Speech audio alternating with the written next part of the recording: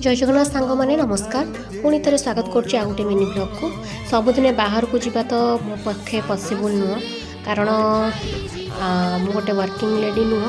किंतु कहीपर कि गोटे वर्किंग लेडी अपेक्षा कहार काम अधिक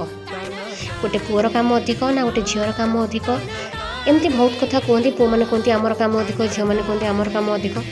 बट मो जानिबारे जी निज कर्तव्य को बुझीपारा तार ही काम अधिक जी निज दायित्व ज्ञान रखिला तार ही काम अधिक तो मो पाई कि मो दायित्व बहुत बड़ कारण मु घर बड़ झी मोर शाशु माने मत बाहाघर पर मोर गोटे अलग गोटे फैमिली अच्छी मोर स्वामी छुआ शाशु शशुर समस्त दुईटाक फैमिली को मेंटेन करने सहित निज कैरियर फ्यूचर देखिबारे मोर बहुत टाइम पड़ाए तो सेथिपाई जीवनटा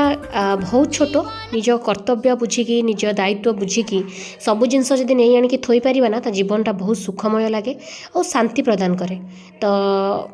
परिवार ही सबु किछि बोली मते लागे संपर्कटा बहुत बड़ तो आज एतिकी रहिली जय जगन्नाथ नमस्कार।